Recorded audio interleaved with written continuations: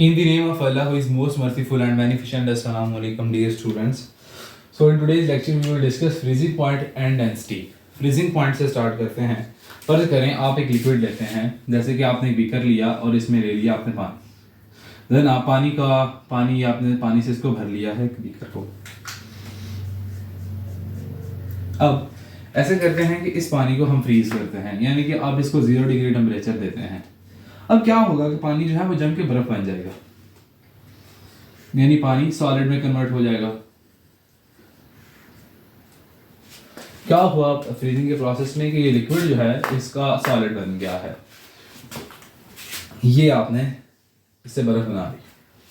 अब आप इसका वेपर प्रेशर देखें.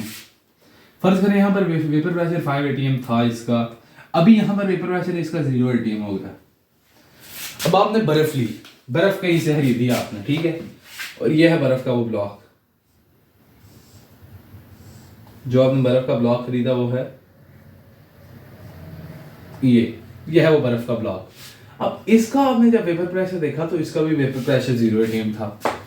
तो जिस टेम्परेचर पे इसका सॉलिड के जितना वेपर प्रेशर हो गया है उस टेम्परेचर को फ्रीजिंग पॉइंट कहते हैं. तो डेफिनेशन की अगर आप बात करते हैं तो डेफिनेशन ये होगा, द टेम्परेचर एट विच, वो टेम्परेचर जिस पर a liquid has same vapour pressure as its solid form. उस टेम्परेचर को क्या कहते हैं? Freezing point. जब वेपर प्रेशर उतना हो जाता है जितना किसी चीज का कि फ्रीज फॉर्म में, सॉलिड फॉर्म में वेपर प्रेशर हो. ये तो पानी की मिसाल आपने देखी. आपको मैं इसको जरा टिपिकल मिसाल से समझाता हूँ, नमक की मिसाल से. या आप नमक का फ्रीजिंग पॉइंट देखिए, लाजमी नहीं है. हमारा ह्यूमन इंसान है ना, हम इंसान है, हमारा बॉडी टेम्परेचर होता है 37 डिग्री सेंटीग्रेड. वैसे ही 36.8 से लेके 37 पॉइंट के दरमियान होता है एक्चुअली, तकरीबन इतना होता है. तो इसको 37 एवरेज कहते हैं. 37 जो है वो हमारा एवरेज टेम्परेचर है.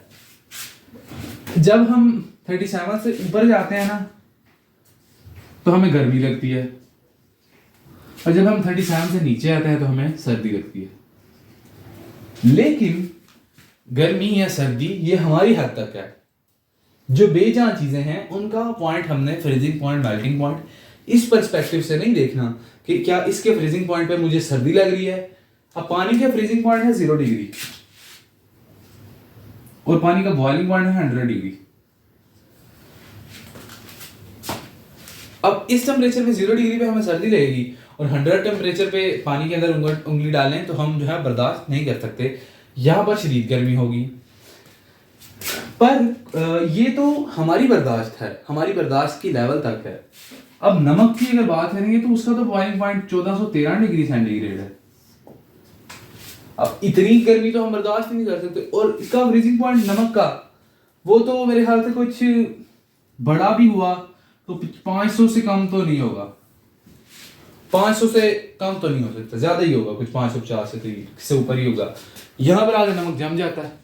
तो ये पॉइंट हमने समझना है असल में कि फ्रीजिंग पॉइंट क्या होता है. बड़ा डिटेल्ड लेक्चर है फ्रीजिंग पॉइंट के बारे में. डेंसिटी इजी है, मैंने एक दफा पहले भी समझाई है. इसको हम जरा कॉम्प्रोमाइज करेंगे, फ्रीजिंग पॉइंट को समझेंगे. अब एक आपने नमक का पत्थर खरीदा और उसको आप अपने पास रख लिया. फर्ज करें ये है वो नमक का ब्लॉक जो आपने बाय किया है, ठीक है. ये जी वो नमक का ब्लॉक है और इसका आपने वेपर प्रेशर मेजर किया, वो था 0 atm, क्योंकि ये फ्रीज है. अब इसका कोई वेपर प्रेशर नहीं, क्योंकि वेपर ही नहीं है, इसमें प्रेशर कैसे आएगा. आपने पिघला हुआ नमक लिया, नमक को पिघला दिया, पिघला हुआ नमक लिया. इसमें पिघला हुआ नमक है, मैं कह सकता हूं इसमें क्या है, फ्यूज्ड NaCl, F.NaCl. इसमें पिघला हुआ नमक है. आपने इसको ठंडा किया. ठंडा करने के बाद, यानी आपने इसको अपनी हालत पे छोड़ा तो ठंडा हो जाएगा. आपने इसको क्या किया, ठंडा. ये नमक जम गया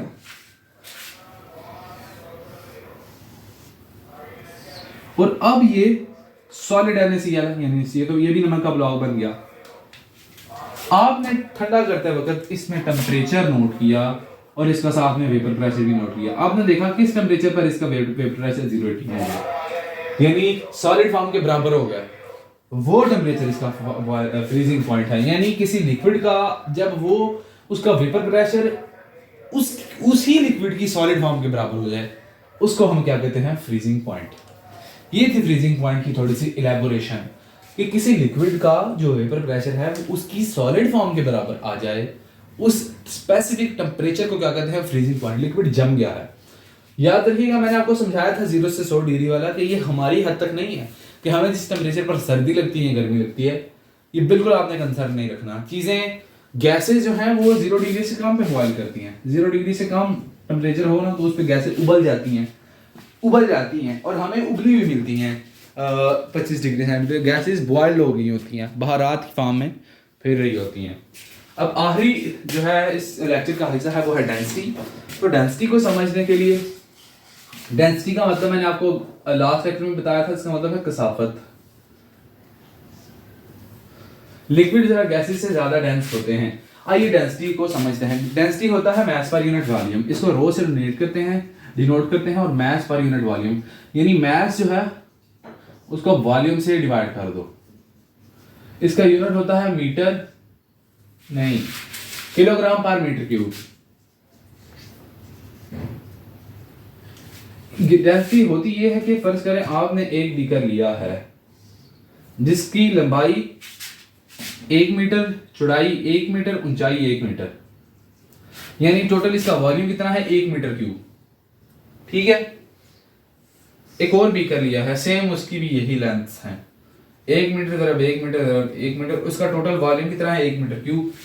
लंबाई, चौड़ाई और ऊंचाई जो है वो 1 मीटर है। इसमें आप भर देते हैं रुई, इसको रुई से भर दिया है, और इसमें आप भर देते हैं लोहा। वजन करें, रुई का वजन होगा आधा किलो, लोहे का वजन होगा 10 किलो। ऐसा क्यों है? क्योंकि लोहे की डेंसिटी ज्यादा है, वॉल्यूम सेम है। वॉल्यूम डेंसिटी ये होता है कि 1 मीटर क्यूब में उसका वजन कितना आता है।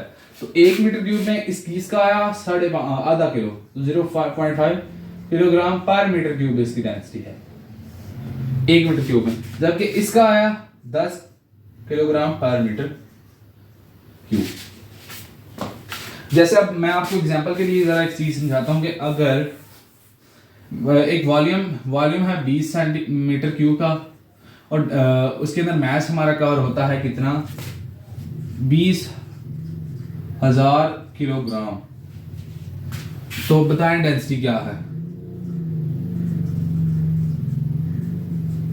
Density rho is equal to mass और वॉल्यूम आपने कर देना है। मास है 20,000 और यह है 20, तो यह आएगी 1000 किलोग्राम पर मीटर क्यूब। यह है डेंसिटी। डेंसिटी लिक्विड की ज्यादा होती है गैसेस से, और सॉलिड्स की ज्यादा होती है। लिक्विड से डेंसिटी का ऑर्डर देख लें, rho gases is smaller than rho liquid is smaller than rho solids. This order is important. और डेंसिटी और फ्रीजिंग पॉइंट के साथ साथ आज लिक्विड्स की टिपिकल प्रॉपर्टीज भी हमने फिनिश कर ली। अगले लेक्चर में हम सॉलिड को डिस्कस करेंगे और उनके ऊपर सिर्फ 2 से 3 लेक्चर बनाएंगे, फिर हम नेक्स्ट स्टेप स्टार्ट करेंगे इलेक्ट्रोकेमिस्ट्री या फिर केमिकल इक्विलिब्रियम। अपना ख्याल रखें। अगले लेक्चर तक के लिए